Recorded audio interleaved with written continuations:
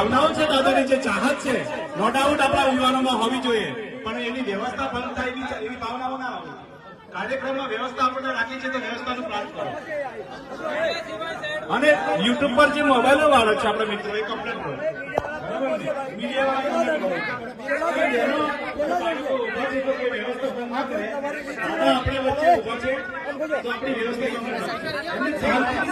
વારો પતે પછી મારો વારો આવશે, પણ અહીંયા આવીને જોઈએ તો હું એકલો જ છું. અને આપણા વિપક્ષના પૂર્વ નેતા સુખરામભાઈ રાઠવા આપણા વડીલ છે. તો સાથીઓ, આ સમાજનું મંચ છે, કોઈ પાર્ટીનું મંચ નથી. આદિવાસી એકતા પરિષદ છેલ્લા 32 વર્ષથી સમાજને જાગૃત કરવાનું, એક કરવાનું કામ કરે છે. આ સમાજનું મંચ છે. આજે મેં આ સમાજના મંચ પર ઉપસ્થિત થયો છું ત્યારે મેં કોઈ પાર્ટીના ધારાસભ્ય તરીકે નથી, પણ આદિવાસી સમાજના ધારાસભ્ય તરીકે છું. આદિવાસી સમાજના ધારાસભ્ય તરીકે અહીંયા મેં ઉભો છું. મારા જેવા બીજા પણ 26 ધારાસભ્ય આદિવાસીના જાતિના સર્ટી પરથી ચૂંટાય છે. એમને કોઈ પણ પાર્ટી ટિકિટ આપી દે કે મને પણ કોઈ પણ પાર્ટી ટિકિટ આપી દે, પણ મારી જાતિનું, આદિવાસી જાતિનું સર્ટી હું ફોર્મમાં નહીં મૂકું ત્યારે મારું ફોર્મ પાસ થવાનું નથી. એ લોકોએ ભૂલવું નહીં જોઈએ. એ બધા ચૂંટાયેલા પ્રતિનિધિઓ યાદ રાખવું જોઈએ. ત્યારે સાથીઓ, આજે 32મો આદિવાસી એકતા મહાસંમેલન છે, પણ મોડા ચાલુ થયા છે. હું વ્યક્તિગત માનું છું આજે 132મું સંમેલન થવું જોઈતું હતું, પણ મોડા આપણે જાગ્યા છે અને 32મું સંમેલનમાં આપણે ભાગ લીધો છે. એટલે બધાને અભિનંદન આપું છું અને રાષ્ટ્રીય કક્ષાના સંમેલનમાં પણ બધાએ આપણે જોવાનું. આજેથી આપણી પાસે એક અઠવાડિયાનો સમય છે. પીપલનેર ખાતે રાષ્ટ્રીય કક્ષાનું અધિવેશન મળવાનું છે. ત્યાં પણ આપણે મોટી સંખ્યામાં 100 લોકોએ ગુજરાતમાંથી ત્યાં જવાનું છે. સાથીઓ, આદિવાસી એટલે કોણ? આગળના વક્તાઓએ ખૂબ સારી માહિતી આપી છે. ત્યારે આદિ અનાદિ કાળથી વસનારો એટલે આદિવાસી હજારો વર્ષ પહેલાની આપણી સભ્યતા, આપણી સંસ્કૃતિ છે. સાથીઓ, આદિવાસી એ આ દેશનો મૂળ માલિક છે. આ પૃથ્વી પરનો સૌથી પહેલાનો કોઈ માનવી હોય તો એ આપણે આદિવાસી છે, એના આપણા પૂર્વજો છે. ધર્મપૂર્વી આપણી સંસ્કૃતિ છે. સિંધુ ખીણની સભ્યતા હોય, મોહેંજો-દડો સંસ્કૃતિની વાત હોય તો એ આદિવાસી સંસ્કૃતિની સભ્યતા છે. સાથીઓ, આ સંસ્કૃતિ, આ સભ્યતા, આપણી રૂઢી પરંપરાઓ, આપણી પ્રથાઓ, પૂજા વિધિ, આપણા રીત રિવાજો, આપણી રહેણી કહેણી, આપણી બોલી ભાષા, આપણા પહેરવેશ, આપણા વાજિત્રો, આપણા ઓજારો સચવાઈ રહેશે તે જ દિવસે આપણે આદિવાસી. સાથીઓ, દેશમાં 8% આદિવાસી છે. ગુજરાતમાં વાત કરું, આદિવાસી કોમ્યુનિટીની વસ્તી 15% છે. છતાંય આપણી હાલત, આ પરિસ્થિતિ, આપણી પરિસ્થિતિ આ છે. આપણે બધાએ સ્વીકારવું પડશે. એમાં બધાની જ ભૂલ છે, બધાની જ આમાં ભૂલ છે. વધારે કોઈની ભૂલ હોય તો અનામત આદિજાતિની બેઠકો પરથી ચૂંટાતા ધારાસભ્ય અને સંસદ સભ્ય, અમારા જેવા નેતાઓની પહેલી આમાં ભૂલ છે. અમારા જેવા નેતાઓ પોતાના સ્વાર્થ માટે, પોતાના પાર્ટી માટે સમાજને એકબીજા સાથે લડાવી રહેલા છે. પોતાની ટિકિટ માટે, સમાજ માટે બોલતા નથી. પાર્ટી કઈ ત્યારે જ આંગળી ઊંચી કરવાની, સમાજ માટે ક્યારે કોઈ આવતું નથી. ત્યારે સાથીઓ, આપણે બધા હવે એક થવાની જરૂર છે. ચૂંટણીઓ તો આવશે ને જશે, ચૂંટણીઓ લડશું, જીતશું, બધું જ થવાનું છે. પણ જયારે આદિવાસીની વાત આવે તો બધી જ પક્ષ પાર્ટી, બધા સંપ્રદાયો, બધા સંગઠનો ઘરે મૂકીને બધા એક થવું જ પડશે, તો જ આદિવાસીનો ઉદ્ધાર થશે. સાથે આજે આદિવાસી વિસ્તારની વાત કરીએ. આગળના વક્તાઓએ કીધું કે અમારા કેવડિયામાં અમારી આ હાલત બનાવી દીધી છે. એવી જ રીતે નર્મદા ડેમના વિસ્થાપિતોની પણ આગળ મુલાકાતો કરી. ઝાલોદમાં એરપોર્ટનો પ્રોજેક્ટ હોય કે આ વિસ્તારના આંબા ડુંગરનો પ્રોજેક્ટ હોય, સરકારો આ મૂળ માલિકની કોઈ પણ જાતની પરવાનગી લીધા વગર બારોબાર એમના પ્રોજેક્ટો ચાલુ કરી દે છે. કેમ કે આજે આદિવાસી એક નથી. ત્યારે હું કહેવા માંગુ છું, આ મંચ પરથી કહેવા માંગુ છું કે સરકાર ગમે તેવા પ્રોજેક્ટો લઈને આવે, પણ જો તે દિવસે આપણે એક થઈને સરકાર સામે ઉભા હોઈશું, એ દિવસે કોઈના બાપની તાકાત નથી કે આપણા વિસ્તારોમાં કોઈ એક થવું પડશે, તો જ આવની સામે આપણે ટકી શકીશું. સાથીઓ, આજે દેશની હાલત શું છે? આજે દેશનું અડધું લશ્કર ઓડિશા હોય, ઝારખંડ હોય કે છત્તીસગઢ હોય, એ આદિવાસીઓ સામે લડે છે. શું કામ આદિવાસી સામે લડવું પડે લશ્કરને? પણ જળ જંગલની જમીનો, જળ જંગલ અને જમીનો જે આદિવાસીઓ પર બચેલી છે, એમના પર કોર્પોરેટ જગતની, ઉદ્યોગપતિઓની નજર છે, પૂંજીપતિઓની નજર છે. આદિવાસીઓની જળ જંગલ જમીન એન કેન પ્રકારે પડાવી લેવામાં આવે છે. આપણે બંધારણની વાતો કરીએ છીએ. બંધારણમાં તો 73 એનો પણ કાયદો છે કે આદિવાસીઓની જમીન બીજા કોઈ લઈ ના શકે. છતાં સરકારો બીજા લોકોના નામે ટ્રાન્સફરો કરે છે, એને કરે છે, શ્રી સરકાર કરે છે. સંવિધાનમાં તો 5મી અનુસૂચિની પણ જોગવાઈ છે. એમાં આર્ટિકલ 241 એવું કહે છે કે આ આદિવાસી વિસ્તારમાં અનુસૂચિ 5 લાગુ હોય, એ 1 ઇંચ પણ જમીન સરકારની નથી. તો શા માટે સરકારો આ વિસ્તારોમાં જમીનો પડે છે? પૈસા એક્ટ 1946, 1996 ગ્રામ સભાને સંપૂર્ણ પાવર આપે છે. તો શા માટે આ વિસ્તારોમાંથી રેતીની લીજો ચાલે અને ગ્રામ પંચાયતોને પૂછવામાં નથી આવતું? તો કહેવા માંગુ છું સાથીઓ, બંધારણમાં આપણી જેટલી પણ જોગવાઈઓ છે, સરકારો એના અર્થઘટનો અલગ અલગ કરીને આપણી પાસેથી આપણા હકો છીનવી રહી છે.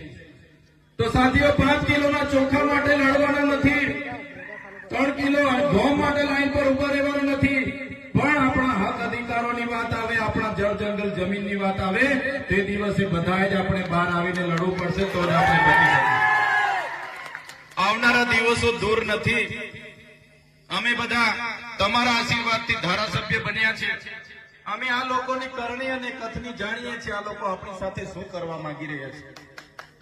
એટલા માટે જ્યાં પણ સમાજનું આમંત્રણ આવે છે ત્યાં અમે પહોંચીએ. પણ આજે દુઃખ સાથે અમને કહેવું પડ્યું કે આજે આદિવાસી એકતા પરિષદનો આટલો સરસ કાર્યક્રમ છે, કમસે કમ આ વિસ્તારના 8 થી 10 ધારાસભ્યની અહીંયા હાજરી જોઈએ, પણ બીજા ધારાસભ્ય નથી આવ્યા. એ દુઃખ સાથે અમે કહેવું પડ્યું.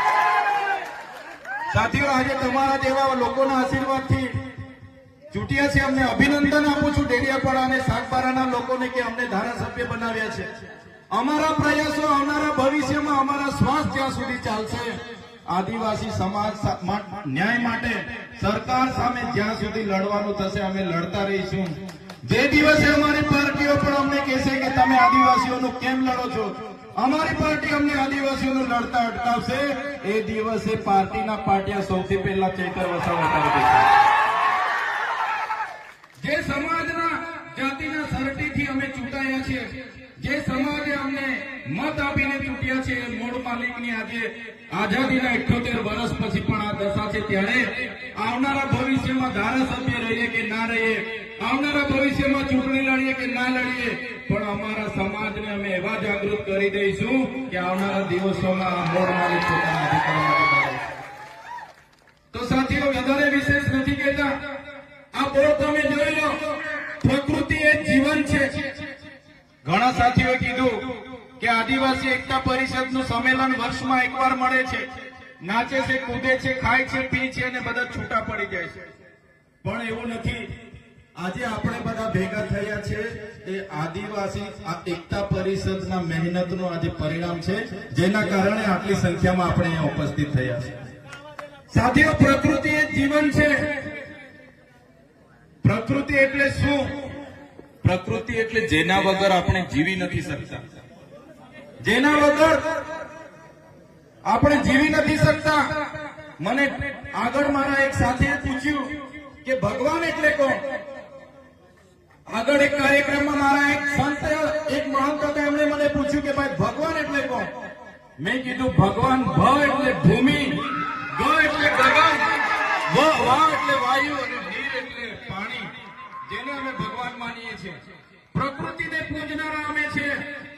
સૂર્ય, ચંદ્ર, નીર, ખાડી, પર્વતો, પહાડો અને વૃક્ષોને પૂજનારો અમારો આદિવાસી સમાજ છે. તારે સાથીઓ, આપણી સંસ્કૃતિ આપણી અસ્મિતા આ જળવાઈ રહે એવા પ્રયાસો આપણે કરતા રહીશું. આજના આ કાર્યક્રમમાં વધારે વિશેષ નથી કહેતા, પણ અમારા મિત્ર અને સાથી દિનેશભાઈ ભીલનું આમંત્રણ હતું અને એમની એકલવ્ય તીરંદાજી એકેડેમીમાં આપણને જગ્યા મળી એ બદલ મારા સાથી દિનેશભાઈ ભીલને હું અભિનંદન આપું છું તમારા સહકાર બદલ. ચોક્કસ આવનારા દિવસોમાં જ્યાં પણ જરૂર પડશે આપણે આવી જ રીતના બધા આદિવાસી સમાજના વડીલો, યુવાનો, માતા બહેનો સૌ સાથે મળીને સમાજને જાગૃત કરતા રહીશું. એ જ અપેક્ષા સાથે આજના કાર્યક્રમમાં આમંત્રિત કર્યા, અમારું સન્માન કર્યું, અમારું સ્વાગત કર્યું અને અમને બે વાત મૂકવાની તક આપી એ બધાનો આભાર માની વિનમું છું. ધન્યવાદ. આપકી જય. ખૂબ ખૂબ આભાર ડીડેપાડાના વિધાયક ચેતરભાઈ વસાવા સાહેબ. હવે આપણે વ્યવસ્થા જાળવીશું. હલો, જે પણ આપણા યુવા મિત્રો અહીંયા હાજર છે, તો આપણા હજુ મહાનુભાવો છે ને એ પણ ચાલે છે અને આપણે બધાને સાંભળવાનું છે. જેટલી ચાવડાઓ આમાં રાખીને જેમ તેજસ દાદાએ આપણે બધાને કીધું છે ને કે આટલા જેટલા યુવાનો અહીંયા ઉભા છે, આપણે 9મી ઓગસ્ટ પણ ઉજવતા હોય ત્યારે આટલા હોય, પણ જ્યારે જ્યારે સમાજને તકલીફ પડે છે ને આપણે લડવાનું હોય છે ને નથી શકતા. મને આગળ મારા એક સાથીએ પૂછ્યું કે ભગવાન એટલે કોણ. આગળ એક કાર્યક્રમમાં મારા એક સંત, એક મહંત હતા, એમણે મને પૂછ્યું કે ભાઈ ભગવાન એટલે કોણ. મેં કીધું ભગવાન ભ એટલે ભૂમિ, ગ એટલે ગગન, વા એટલે વાયુ અને નીર એટલે પાણી, જેને અમે ભગવાન માનીએ છીએ. પ્રકૃતિને પૂજનારા અમે છીએ. સૂર્ય, ચંદ્ર, નીર, ખાડી, પર્વતો, પહાડો અને વૃક્ષોને પૂજનારો અમારો આદિવાસી સમાજ છે. તારે સાથીઓ, આપણી સંસ્કૃતિ, આપણી અસ્મિતા આ જળવાઈ રહે એવા પ્રયાસો આપણે કરતા રહીશું. આજના આ કાર્યક્રમમાં વધારે વિશેષ નથી કહેતા, પણ અમારા મિત્ર અને સાથી દિનેશભાઈ ભીલનું આમંત્રણ હતું અને એમની એકલવ્ય તીરંદાજી એકેડેમીમાં આપણને જગ્યા મળી એ બદલ મારા સાથી દિનેશભાઈ ભીલને હું અભિનંદન આપું છું તમારા સહકાર બદલ. ચોક્કસ આવનારા દિવસોમાં જ્યાં પણ જરૂર પડશે આપણે આવી જ રીતના બધા આદિવાસી સમાજના વડીલો, યુવાનો, માતા બહેનો સૌ સાથે મળીને સમાજને જાગૃત કરતા રહીશું. એ જ અપેક્ષા સાથે આજના કાર્યક્રમમાં આમંત્રિત કર્યા, અમારું સન્માન કર્યું, અમારું સ્વાગત કર્યું અને અમને બે વાત મૂકવાની તક આપી એ બધાનો આભાર માની વિનમું છું. ધન્યવાદ. આપકી જય. ખૂબ ખૂબ આભાર ડીડેપાડાના વિધાયક ચેતરભાઈ વસાવા સાહેબ. હવે આપણે વ્યવસ્થા જાળવીશું. હલો, જે પણ આપણા યુવા મિત્રો અહીંયા હાજર છે, તો આપણા હજુ મહાનુભાવો છે ને એ પણ ચાલે છે અને આપણે બધાને સાંભળવાનું છે. જેટલી ચાવડાઓ આમાં રાખીને જેમ તેજસ દાદાએ આપણે બધાને કીધું છે ને કે આટલા જેટલા યુવાનો અહીંયા ઉભા છે, આપણે 9મી ઓગસ્ટ પણ ઉજવતા હોય ત્યારે આટલા હોય, પણ જ્યારે જ્યારે સમાજને તકલીફ પડે છે ને આપણે લડવાનું હોય છે ને